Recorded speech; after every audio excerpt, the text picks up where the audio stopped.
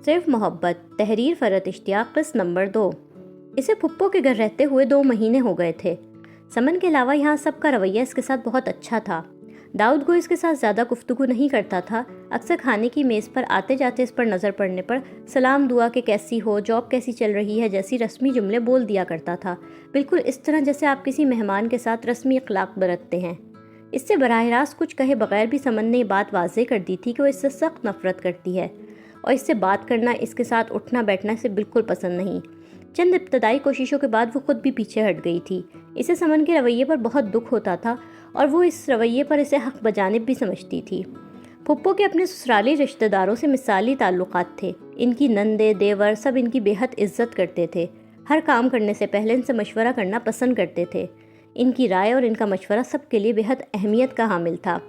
भाभी खुद फुप्पो की नंद की बेटी थी और शादी के इतने बरसों बाद रिश्ते की नौयत तब्दील हो जाने के बावजूद भी भाभी के मैके वालों से फुप्पो के ताल्लुकात इतने ही अच्छे थे जितने इस रिश्ते से पहले थे।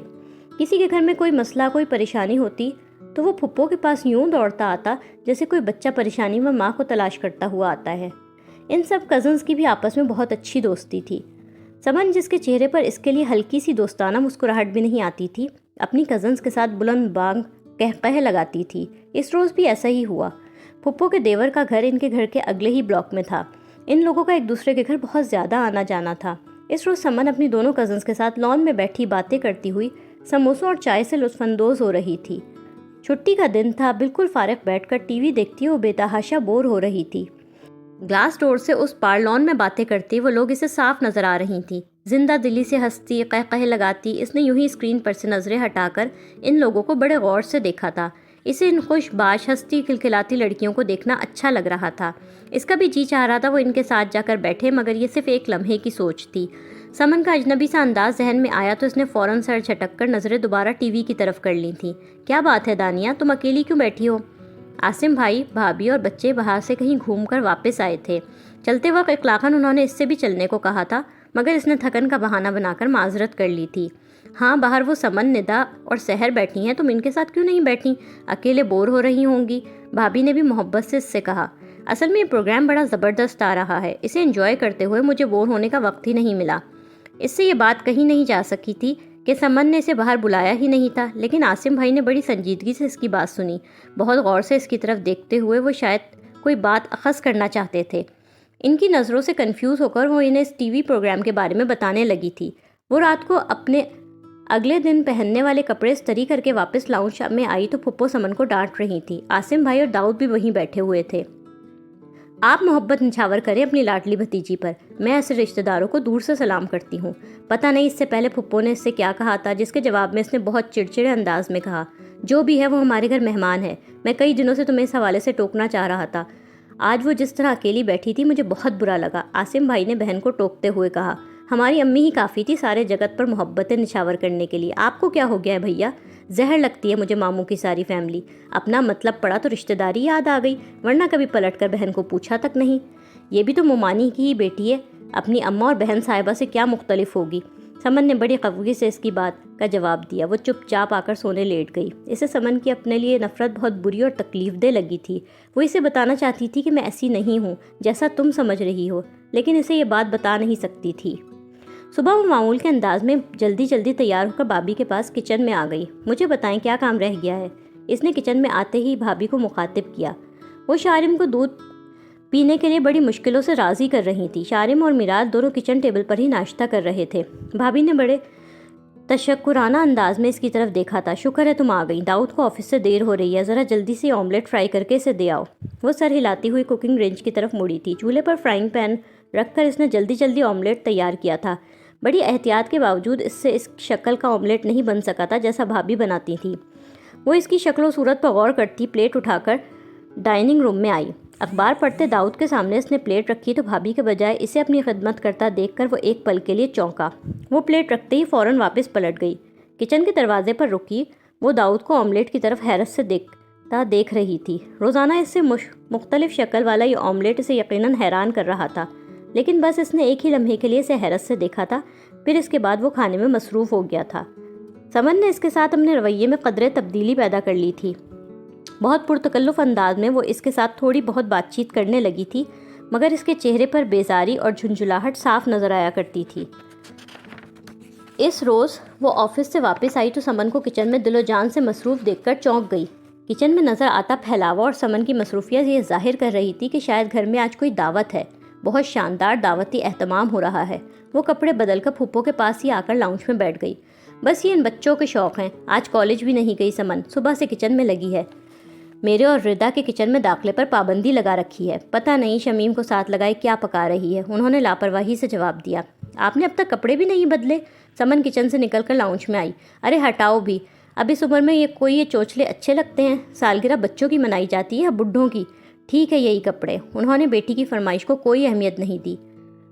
وہ جو بات سمجھنے کی کوشش کر رہی تھی سالگرہ کے ذکر پر خود ہی بات سمجھ گئی۔ پلیز امی، میں نے کپڑے استری کر کے آپ کے کمرے میں رکھے ہوئے ہیں، ہم لوگوں کی خاطر ہی تیار ہو جائیں۔ ابھی ان دونوں کے درمیان یہ بحث ہی ہو رہی تھی کہ لاؤنج کا دروازہ کھول کر داؤد اندر آیا، بہت سے شاپنگ بیگز ہاتھوں میں پکڑے، خوب لدا بندہ۔ سنبھالو انہیں، اس نے سمن کو سارے تھیلے پکڑائے تھے۔ وہ کھڑے کھڑے ہی تمام تھیلے چیک کرنے لگی۔ شکر ہے آپ کیک لے آئے داؤد بھائی، میں یہی سوچ رہی تھی کہ آج تو میں نے کیک بیک بھی نہیں کیا تھا، اگر آپ کیک لانا بھول جائیں گے تو مزہ آ جائے گا۔ سمن نے گویا اطمینان کا سانس لیا تھا۔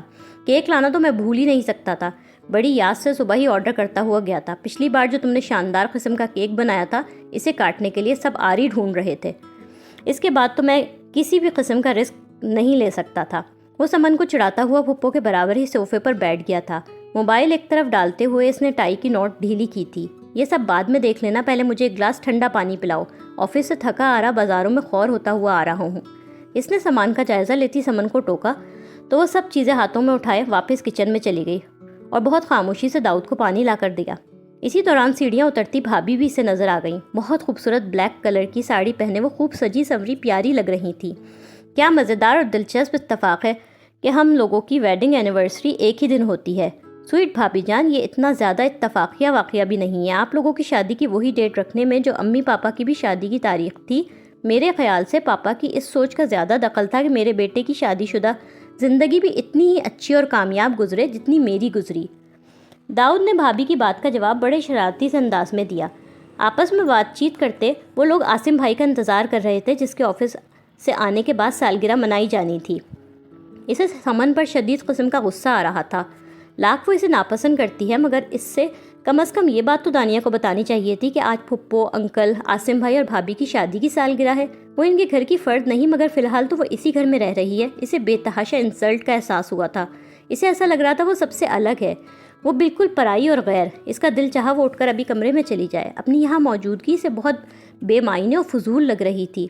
ہر سال یہ لوگ اس طرح امی پاپا اور عاصم اور میری surprise birth day party arrange کرتے ہیں۔ ایک ایسا سرپرائز ہوتا ہے جو اتنا زیادہ سرپرائز بھی نہیں ہوتا۔ پتہ ہوتا ہے ہمیں کہ کچھ نہ کچھ خفیہ تیاریاں ہو رہی ہیں، کھانے کے لیے مینو سوچا جا رہا ہے، چھپ چھپ کر تحفے خریدے جا رہے ہیں اور پیک کیے جا رہے ہیں۔ بھابھی مسکراتے ہوئے اس کے برابر میں بیٹھ گئیں۔ اس کا ان کی بات کے جواب میں کچھ بھی بولنے کا دل نہیں چاہ رہا تھا۔ وہ رسمی سے انداز میں مسکرائی تک نہیں۔ بھابھی نے اس کی خاموشی کو کچھ چونک کر بغور اس کو دیکھا۔ انہیں ایک دم احساس ہوا کہ وہ بہت زیادہ چپ بیٹھی ہے۔ تمہیں کیا سمن نے نہیں بتایا تھا؟ سامنے بیٹھی پھپھو جو اس سالگرہ کے سارے اہتمام کو ایک بچکانہ بات سے زیادہ اہمیت نہیں دے رہی تھی، وہ بھی بے ساختہ بھتیجی کی طرف متوجہ ہوئیں۔ سمن پر بہت زیادہ غصہ آنے کے باوجود اس وقت اپنی وجہ سے وہاں کا ماحول خراب نہیں کرنا چاہتی تھی۔ پھپھو اور باقی تمام افراد اس بات پر یقیناً سمن کو بہت کچھ کہتے۔ خوشی کی تقریب میں اس کی وجہ سے ٹینشن اور بزبزگی پیدا ہو، اسے گوارا نہیں تھا۔ اس نے بہت خوش لاؤنج میں آتی اور بالکل سامنے والے صوفے پر بیٹھی سمن کے چہرے پر ایک نگاہ ڈالی اور پھر جواباً بولی، اس وقت بیٹھی میں اسی بات کا تو افسوس کر رہی ہوں، پتہ نہیں میری یادداشت اتنی خراب کیوں ہو گئی ہے۔ میرا خیال ہے اب مجھے نہار منہ بادام کھانا شروع کر دینے چاہیے۔ ابھی گھر واپس آ کر سارا اہتمام دیکھ کر مجھے یاد آیا کہ آج کیا دن ہے۔ حالانکہ پچھلے ہفتے سمن نے مجھے بتایا تھا کہ 16 کو آپ لوگوں کی شادی کی سالگرہ ہے اور شرمندہ ہو رہی ہوں کہ آفس سے جلدی آ جاتی تو سمن کی کچھ ہیلپ ہی کرا دیتی، بیچاری اکیلی کاموں میں لگی ہوئی ہے۔ سمن کا چہرہ جو اس کے جواب سے پہلے بالکل فق ہو گیا تھا ایک دم نارمل ہو گیا۔ اس نے اتنے مضبوط لہجے میں جھوٹ بولا کہ اس پر جھوٹے ہونے کا گمان ہی نہیں کیا جا سکتا تھا۔ ہاتھ ملتی وہ اسی انداز میں اپنی یادداشت کو برا بھلا کہہ رہی تھی، چھوڑو بھی، یہ کون سی ایسی خاص تقریب ہے جس کو یاد نہ رکھنے پر افسوس ہو۔ میں تو ان لوگوں سے کہتی بھی ہوں کہ بس عاصم اور ردا کی شادی کی سالگرہ منانی کافی ہے، یہ لوگ بلا وجہ ہم بڑھیا بڈھے کو بھی گھسیٹ لیتے ہیں۔ پھپھو سے ایک بھتیجی کا افسوس زیادہ دیر تک برداشت نہیں ہوا۔ سمن نے اس سے نظریں چرائے بالکل خاموش بیٹھی تھی۔ داؤد جو بڑی دیر سے لاپرواہی سے بیٹھا شارم سے باتیں کر رہا تھا، اپنی گفتگو چھوڑ کر اس نے بہت غور سے اسے اور پھر سمن کی طرف دیکھا۔ اس کی ایک نظر کے بعد کسی بھی طرح کا رد عمل ظاہر کیے بغیر وہ دوبارہ شارم کے ساتھ کھیلنے لگا، اسے گدگدا کر ہنساتا۔ وہ بھتیجے کے ساتھ مگن تھا، جبکہ بھابھی پھپھو کے اس دن کی مخالفت میں دیے جانے والے کمنٹس سے اختلاف کر رہی تھی۔ آخر حرج کیا ہے امی اس بات میں؟ ان چھوٹی چھوٹی خوشیوں میں تو زندگی کا حسن ہے۔ بڑی خوشیاں تو زندگی میں بہت کم اور بہت دنوں میں آتی ہیں۔ کیا یہ بات اچھی نہیں لگتی کہ جن لوگوں کے ساتھ آپ زندگی گزار رہے ہیں وہ وقتاً فوقتاً آپ کو اپنی محبت کا احساس دلاتے رہیں، یہ بتاتے رہیں کہ آپ کا وجود ان کے لیے بہت اہم ہے؟ پھپھو بھابھی کی بات پر تائیدی انداز میں مسکرا دیں، یوں جیسے ان کی بات سے 100% متفق ہو گئی ہوں۔ عاصم بھائی کو آتا دیکھ کر سمن جلدی سے سجی ڈائننگ ٹیبل کو فائنل ٹچز دینے کے لیے اٹھی تھی۔ کچھ دیر پہلے کیونکہ وہ اس بات پر افسوس کا اظہار کر چکی تھی کہ اس نے سمن کے ساتھ سارے اہتمام میں کوئی مدد نہیں کروائی، اس لیے اپنی بات نبھانے کے لیے خود بھی اٹھ کر اس کے پاس ڈرائنگ روم میں آ گئی تھی۔ سمن بہت شرمندہ سی نظر آ رہی تھی، وہ بغیر جتائے اس کی مدد کروانے لگی تھی۔ سب کے ساتھ مل کر اس گھریلو سی تقریب میں شرکت کرتی وہ خود کو اس ماحول کا حصہ ثابت کرنے کی پوری کوشش کر رہی تھی، ورنہ در حقیقت اس کا دل یہاں سے بھاگ جانے کو چاہ رہا تھا۔ آئی ایم سوری دانیہ، مجھے آپ کو یہ بات بتا دینی چاہیے تھی۔ وہ سونے کے لیے لیٹ ہی رہی تھی جب سمن اس کے کمرے میں آئی۔ وہ آج کی بات پر سمن سے بہت زیادہ ناراض تھی، اسے اس لڑکی پر بے انتہا غصہ آ رہا تھا، لیکن اس وقت جس طرح وہ شرمندگی سے سر جھکائے کھڑی تھی، اسے دیکھ کر اسے بے ساختہ اس بات کا احساس ہوا کہ بظاہر بدتمیز اور بد اخلاق نظر آنے والی یہ لڑکی اصل میں ایسی نہیں، اس کے چہرے پر معصومیت تھی، اپنے رویے پر شرمندگی تھی۔ اس نے بڑے پن کا اعتراف کیا۔ آپ نے میری بدتمیزی کو اتنے بڑے پن سے نبھایا، سب کے سامنے جھوٹ بول کر میری بد اخلاقی پر پردہ ڈالا۔ اگر امی پاپا کو اصل بات پتہ چل جاتی تو وہ مجھ سے بہت ناراض ہوتے، سب کا موڈ خراب ہوتا اور تقریب کا سارا مزہ ہی ختم ہو جاتا۔ وہ بیڈ پر اس کے پاس ہی آ کر بیٹھ گئی، سر جھکائے وہ اس سے نظریں نہیں ملا رہی تھی۔ چلو کوئی بات نہیں، میں نے تمہیں معاف کیا، تم بھی کیا یاد کرو گی، لیکن اب میں اتنی اچھی بھی نہیں ہوں، تھوڑی پینلٹی تو تمہیں دینی ہی پڑے گی۔ اکیلے شاپنگ کرنے کا مجھے کوئی تجربہ نہیں ہے، اب کل تم میرے ساتھ بازار چلو گی تاکہ میں پھپھو، انکل، عاصم بھائی اور بھابھی کے لیے گفٹس خرید سکوں۔ کل میرا ہاف ڈے ہے، تم لنچ کے بعد تیار رہنا، کھانا کھاتے ہی ہم لوگ بازار جائیں گے۔ سمن نے بڑی بہنوں والے اس انداز پر بہت تعجب سے اس کی طرف دیکھا۔ ٹھیک ہے نا؟ اس کی طرف دیکھتے اس نے تصدیق چاہی تو سمن نے گردن ہلا دی۔ آپ بہت اچھی ہیں دانیہ، میں آپ کو بالکل غلط سمجھتی تھی۔ ہم اکثر لوگوں کو غلط ہی سمجھتے ہیں، دراصل لوگوں کو سمجھنا ہے ہی بہت مشکل، اتنا مشکل کہ میرا خیال ہے اس سبجیکٹ میں بھی یونیورسٹی میں کوئی ڈگری پروگرام شروع ہو جانا چاہیے۔ وہ بے تکلفی سے کہتے ہوئے مسکرائی۔ سمن بھی اتنی دیر میں پہلی مرتبہ مسکرائی۔ ویسے چھوٹا بننے والا مجھے کوئی مسئلہ لاحق نہیں ہے، تم چاہو تو بڑی خوشی سے مجھے آپی باجی جو دل چاہے کہہ سکتی ہو، میں ہرگز برا نہیں مانوں گی۔ وہ شرارتی سے انداز میں مسکرائی۔ سمن اس کی بات پر کھلکھلا کر ہنس پڑی۔ اکثر لوگ برا مان جاتے ہیں نا، اس لیے میں کوشش کرتی ہوں کہ اپنے سے کسی بڑی خاتون کو آنٹی باجی کہے بغیر صرف آپ جناب سے ہی کام چلا لوں۔ وہ بے تکلفانہ انداز میں اس کے پاس بیٹھ کر باتیں کرنے لگی۔ عاصم بھائی، بھابھی اور بچے گھومنے کے لیے ہانگ کانگ اور بینکاک گئے ہوئے تھے۔ ان لوگوں کے جانے کے بعد گھر میں بہت خاموشی اور اداسی محسوس ہو رہی تھی۔ بچوں کے ہونے سے گھر میں خوب شور ہنگامہ ہوا کرتا تھا، اب ان کے بغیر بڑی خاموشی محسوس ہو رہی تھی۔ بھیا لوگوں کے جانے سے بڑی بوریت ہو رہی ہے نا؟ رات کے کھانے کے بعد وہ اور سمن لان میں واک کرتے ہوئے باتیں کر رہے تھے۔ اس نے گردن ہلا کر اس کی بات کی تائید کی۔ چلو یار، سونا نہیں ہے۔ سمن کا اندر جانے کا موڈ نہ دیکھ کر اس نے خود ہی اسے ٹوکا۔ وہ اس کی جمائی لینے اور اندر جانے کی بات پر چڑ گئی تھی۔ آج تو ویکینڈ ہے، آج بھی آپ جلدی سوئیں گی؟ وہ اس کی جلدی سونے کی عادت پر ناراض نظر آ رہی تھی۔ سونے کو تھوڑی کہہ رہی ہوں، اندر چلتے ہیں، کمرے میں بیٹھ کر ٹی وی دیکھیں گے اور ساتھ ساتھ باتیں کریں گے۔ وہ اس کی ناراضگی کے خیال سے سونے کا خیال ملتوی کر گئی اور سمن کے ساتھ اس کے کمرے میں ہی آ گئی۔ سمن کا غالباً خوب دیر تک جاگنے کا موڈ تھا، اس لیے بڑے اہتمام سے کافی بنا کر اور پلیٹ میں ڈھیر سارے چپس رکھ کر کمرے میں آ گئی۔ دھڑ دھڑ چپس کھاتی وہ دونوں مختلف چینلز بدل کر کبھی کوئی پروگرام دیکھنے لگتی اور کبھی کوئی۔ یہ فلم اچھی لگ رہی ہے، کوئی انگلش مووی تھی۔ اسکرین پر نظر آتا ہینڈسم سا بندہ دیکھ کر ہی سمن نے فلم کے اچھے ہونے کی پیشن گوئی کر دی تھی۔ فلم اچھی نہیں ہے، یہ کہو تمہیں ہیرو اچھا لگ رہا ہے، دانیہ نے اسے چھیڑا۔ یہ تو مجھے کوئی ہارر مووی لگ رہی ہے، چینل چینج کرو سمن۔ رات کا وقت، سنسان جنگل اور وہاں ایک اکیلی لڑکی جو کہ کافی خوفزدہ لگ رہی ہے۔ اگلے سین میں نظر آئی تو بے ساختہ سمن کو چینل تبدیل کرنے کے لیے کہا۔ نہیں، ہارر تو نہیں لگ رہی، میرا خیال ہے کچھ ڈیٹیکٹیو اور سسپینس ٹائپ مووی ہے۔ سمن نے ساری دلچسپی سین میں تھی۔ وہ تنہا لڑکی درختوں جھاڑیوں میں الجھتی پتہ نہیں کس چیز سے بھاگ رہی تھی۔ تھوڑی تھوڑی دیر بعد ایک آدمی کے صرف پیر بھی دکھائے جا رہے تھے۔ لانگ شوز پہنا وہ آدمی جسے ایک لڑکی کا تعاقب کر رہا تھا، صرف ہلکی سی پیروں کی جھلک اس کے پیروں تلے آ کر پتوں کی چڑچڑاہٹ تک صاف سنائی دے رہی تھی۔ سمن کو ٹوکنے کے باوجود وہ خود بھی اسکرین پر ہی دیکھ رہی تھی۔ ڈر تو لگ رہا تھا مگر ایک تجسس سا بھی محسوس ہو رہا تھا آگے کیا ہوگا۔ ہوتے ہوتے وہ آدمی اس لڑکی کے بالکل نزدیک پہنچ گیا تھا۔ اس ویران سے جنگل میں اندھا دھند بھاگتے اس لڑکی کو ایک پرانا کھنڈر نما مکان نظر آیا تو وہ خود کو بچانے کے لیے اس میں گھس گئی۔ بہت بڑا حویلی نما مکان، وہ مکان کا مرکزی دروازہ مضبوطی سے بند کر کے سیڑھیاں چڑھتی تیزی سے ایک کمرے میں بند ہو گئی تھی۔ چٹخنی لگا کر جیسے ہی وہ موڑی وہ اس کے بالکل پیچھے ایک بہت لمبا چوڑا آدمی کھڑا تھا، پورے چہرے کو ہیٹ سے ڈھانپے ہوئے، لمبا سا اوور کوٹ پہنے ہوئے۔ ادھر فلم میں اس لڑکی کے منہ سے چیخ نکلی، ادھر اس کے پلٹنے پر اس آدمی کو کھڑا دیکھ کر ان دونوں کے لبوں سے بھی ہلکی سی چیخ نکل گئی۔ لاشعوری طور پر سمن کے نزدیک ہو گئی تھی۔ اس نے اسکرین پر سے نظریں ہٹا لی تھی لیکن کانوں میں تو ساری آوازیں آ رہی تھیں، اس لڑکی کی چیخیں، اس آدمی کے بے ہنگم قہقہے۔ کیا ہوا، مر گئی جولی؟ کچھ دیر بعد سمن نے اس سے پوچھا۔ میرا خیال ہے مر گئی۔ اس نے خیال کے لفظ پر سمن کی طرف چونک کر دیکھا تو پتہ چلا محترمہ بھی نظریں ہٹائے صرف آوازوں پر کان لگائے بیٹھی ہیں۔ ڈرتے ڈرتے ان دونوں نے اسکرین کی طرف دیکھا تو وہ آدمی جولی کی لاش کو گھسیٹتا ہوا نظر آیا۔ جس کمرے میں وہ جولی کو لایا تھا اس کمرے میں ڈھیر ساری انسانی کھوپڑیاں پڑی ہوئی تھیں۔ درمیان میں رکھی چپس کی پلیٹ ہٹاتے ہوئے سمن سے بالکل چپک کر بیٹھ گئی تھی۔ ایک دوسرے کے ساتھ بالکل جڑ کر بیٹھی وہ ہینڈسم ہیرو کو جولی کا سر تن سے الگ کرتے ہوئے دیکھ رہی تھی۔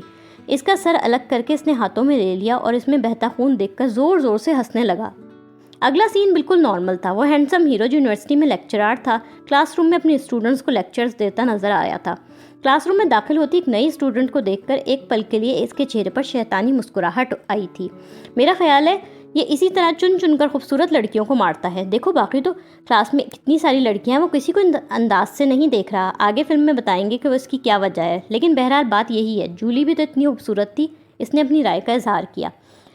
سمن نے اس کی بات کی سے اتفاق کیا۔ اسی طرح ڈرتے اور ہر سین پر خوفزدہ ہو کر نظریں ہٹاتے ان دونوں نے پوری فلم دیکھ لی۔ فلم ختم ہونے پر ٹی وی بند کر کے سمن بیڈ کی طرف واپس آئی تو وہ بیڈ پر جمی بیٹھی تھی۔ سمن، آج میں یہیں سو جاؤں؟ یہ بات کہتے ہوئے اسے شرمندگی تو ہو رہی تھی۔ میں خود آپ سے یہی کہنے والی تھی دانیہ آپی۔ سمن کی بات نے اسے شرمندگی زائد کر دی۔ بغیر لائٹ بند کیے وہ دونوں سونے کے لیے لیٹ گئیں۔ ڈر لگ رہا ہے سمن؟ کچھ دیر بعد اپنے برابر لیٹی سمن کو اس نے آواز دی، بہت زیادہ۔ جیسے ہی آنکھیں بند کری ڈھیر ساری کھوپڑیاں نظر آ رہی ہیں۔ اس نے سمن کا ہاتھ مضبوطی سے تھام لیا۔ ساری رات یوں ہی ڈرتے سوتے جاگتی کیفیت میں گزر گئی۔ پھپھو فجر کی نماز کے لیے سمن کو اٹھانے آئیں تو ان دونوں کو ایک ساتھ اور لائٹ آن کیے سوتا دیکھ کر بہت حیران ہوئی۔ اس وقت وہ بغیر کچھ پوچھے وہاں سے چلی گئیں، لیکن بعد میں کچن میں صبح کے ناشتے کی تیاری کے ٹائم انہوں نے دونوں کو خوب اچھی طرح سے ڈانٹ پلائی۔ ناشتے سے فارغ ہو کر سمن اپنے شام میں پہننے والے کپڑوں اور جولری وغیرہ کے چکر میں لگ گئی تھی۔ آج اس کی بیسٹ فرینڈ کی منگنی تھی۔ دوپہر کے کھانے سے بھی پہلے داؤد کے ساتھ اپنی دوست کے گھر چلی گئی تھی۔ اس کا رات میں وہیں رکنے کا ارادہ تھا۔ سمن کے جانے کے بعد گھر میں مزید خاموشی چھا گئی تھی۔ وہ پھپھو کے ساتھ باتیں کرتی چھٹی کا دن گزارنے کی کوشش کر رہی تھی۔ وہ لوگ شام کی چائے پی رہے تھے۔ حیدرآباد سے انکل کے ایک عزیز کے انتقال کی خبر آئی۔ بہت افراتفری میں پھپھو اور انکل حیدرآباد روانہ ہو گئے۔ رات میں کھانے کی میز پر صرف وہ اور داؤد تھے۔ آپس میں ہلکی پھلکی باتیں کرتے ہوئے انہوں نے کھانا کھایا۔ کافی لاؤں آپ کے لیے؟ سمن روز رات میں داؤد کو کافی بنا کر دیا کرتی تھی۔ آج وہ نہیں تھی تو اس نے اخلاقاً داؤد سے پوچھا، اگر زحمت نہ ہو تو پلیز۔ لاؤنج کی طرف جاتے ہوئے داؤد نے اسے جواب دیا۔ وہ کافی بنا کر لائی تو داؤد اس کے ہاتھ سے کپ لے کر شکریہ کہتا ہوا صوفے پر سے اٹھ گیا تھا۔ بہت دنوں سے اپنی میلز نہیں دیکھی میں نے، اس وقت فرصت ہے، میرا خیال ہے یہ کام کر ہی ڈالوں۔ وہ اپنے یوں اٹھ جانے کی وجہ بتاتا ہوا لاؤنج سے نکل گیا تھا۔ اس کے جانے کے بعد وہ بھی اپنے کمرے میں آ گئی۔ لائٹ آف کرنے کے ساتھ ہی ایک عجیب سا خوف محسوس ہوا۔ وہ خوف جو آج دن بھر ایک مرتبہ بھی اسے محسوس نہیں ہوا تھا اس وقت ہو رہا تھا۔ قصداً اپنا دھیان ہر طرف سے ہٹا کر وہ آیت الکرسی پڑھ کر سونے کی کوشش کرنے لگی۔ اسے لان میں کسی کے چلنے کی آواز آئی، پتوں کی چڑچڑاہٹ۔ وہ بے ساختہ اٹھ کر بیٹھ گئی تھی۔ ایک نظر بہت ڈرتے ڈرتے اس نے بند کھڑکی کی طرف ڈالی جو بالکونی میں کھلتی تھی، جس کے پیچھے لان میں اس وقت پتہ نہیں کون تھا۔ اس کا دل تیز تیز دھڑک رہا تھا، ہاتھ پاؤں بالکل ٹھنڈے برف۔ اچانک کھڑکی بجی تھی، ایسا لگا کہ کوئی کھڑکی کے باہر بالکونی میں کھڑا ہے۔ وہ تیزی سے اٹھی اور دروازہ کھول کر اندھا دھند بھاگتی داؤد کے کمرے کی طرف آ گئی۔ زور زور سے دروازہ پیٹتے ہوئے وہ اسے آوازیں دے رہی تھی، داؤد پلیز دروازہ کھولیں، داؤد دروازہ کھولیں۔ اسے آواز دینے کے ساتھ ساتھ وہ اپنے پیچھے بھی دیکھتی جا رہی تھی. ہر بار پیچھے دیکھنے پر یہی لگتا تھا کہ کوئی اس کے عین سر پر کھڑا شیطانی انداز میں ہنس رہا ہے. داؤد شاید سو چکا تھا. دروازہ کھول کر نیند سے بوجھل آنکھیں لیے اس نے اس کی طرف حیرت سے دیکھا. کیا ہوا دانیہ؟ اسے بالکل اس طرح حالت میں دیکھ کر اس کی نیند بھاگ گئی. مجھے ایسا لگ رہا ہے گھر میں کوئی گھس آیا ہے. میں نے لان میں کسی کے چلنے کی آواز سنی. پسینے میں نہاتی تھر تھر کانپتی آواز میں وہ اس سے بولی. داؤد اس کی بات سنتے ہی تیزی سے کمرے سے باہر نکلا. وہ خود بھی اس کے پیچھے پیچھے آئی. اسے لانچ میں آ کر بے دھڑک دروازہ کھولنے کا ارادہ کرتا دیکھ کر وہ تیزی سے اس کے پاس آئی. اس طرح سے ایک دم تو باہر مت نکلیں. اگر واقعی کوئی ہو اور اس کے پاس اسلحہ بھی ہوا تو پھر کیا ہوگا؟ اس نے داؤد کا ہاتھ پکڑ کر روکا. اس نے ایک نظر دانیہ کے خوفزدہ چہرے پر ڈالی، پھر اس کا ہاتھ ہٹاتا ہوا باہر نکل گیا. صرف لان ہی کا نہیں، اس نے اچھی طرح پورے گھر کا جائزہ لیا اور پھر واپس اندر آ گیا. کوئی نہیں ہے، یوں ہی تمہیں وہم ہوا ہوگا. لاؤنج کا دروازہ بند کر کے وہ سیڑھیاں چڑھ گیا. وہ بھی سست قدموں سے اس کے پیچھے سیڑھیاں چڑھ گئی. داؤد اپنے کمرے کی طرف بڑھ گیا جبکہ وہ بھی اپنے کمرے کی طرف آ گئی. کمرے کا دروازہ کھولتے کھولتے وہ ایک جھرجھری سی لے کر فوراً رک گئی. وہاں لان میں مجھے کہاں ڈھونڈ رہی تھی؟ میں تو یہاں بیٹھا ہوں. اسے ایسا لگا جیسے ہی دروازہ کھولے گی اسے وہ سامنے ہی ہیٹ میں منہ چھپائے بیڈ پر بیٹھا نظر آئے گا. وہ بے ساختگی سے الٹے قدموں بھاگتی داؤد کے پاس آئی. اسے یوں دوڑ کر اپنی طرف آتا دیکھ کر وہ کمرے میں جاتا جاتا رک گیا. اب کیا ہوا؟ اس بار اس نے جھنجھلاہٹ سے بولا. مجھے بہت ڈر لگ رہا ہے. وہ بغیر شرمندہ ہوئے اسے اطلاع دے رہی تھی. کس چیز سے ڈر لگ رہا ہے؟ دیکھ تو لیا میں نے سب طرف. کوئی نہیں ہے. جاؤ آرام سے سو جاؤ. شاباش. اس نے بہت مشکلوں سے اپنے آپ کو بدلحاظ ہونے سے روکا تھا.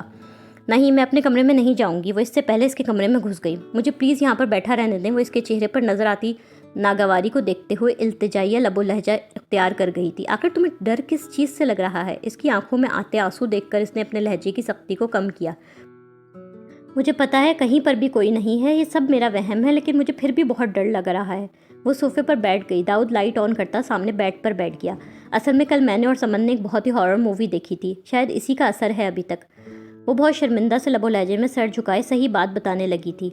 داؤد نے اس کی بات سن کر شاید منہ میں لا حول ولا قوت کہا تھا. ایک سفاک قاتل تھا اس میں. وہ چن چن کر اپنے ارد گرد موجود خوبصورت لڑکیوں کو بڑی بے رحمی سے قتل کر دیا کرتا تھا، پھر ان کے سر جسم سے الگ کر کے اپنے پاس محفوظ کر لیا کرتا تھا. وہ کانپتی ہوئی آواز میں اسے فلم کی کہانی سنانے لگی تھی.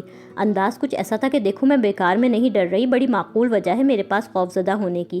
وہ جو اتنی دیر سے جھنجھلایا ہوا اور خوف میں مبتلا اس کی شکل دیکھ رہا تھا بے ساختہ قہقہہ لگا کر ہنس پڑا. خوبصورت لڑکیوں کو، اس نے لفظ خوبصورت کو خوب لمبا کھینچا تھا، ایسے جیسے ایک لفظ کو انجوائے کر رہا ہو. اب اپنے کمرے میں جاتے ہوئے تمہیں اس لیے ڈر لگ رہا ہے کہ وہ وہاں پہلے سے موجود ہوگا ایک اور خوبصورت لڑکی کو قتل کرنے کے لیے، اس کا سر اپنے پاس اسٹاک کرنے کے لیے. وہ ابھی تک بآواز بلند میں ہنس رہا تھا.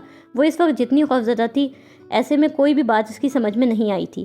تمہیں ایسا نہیں لگ رہا کہ وہ آدمی میں ہی ہوں؟ دیکھو ذرا غور سے. اس کے ہاتھ جیسے کوئی بہت ہی دلچسپ بات لگ گئی ہو.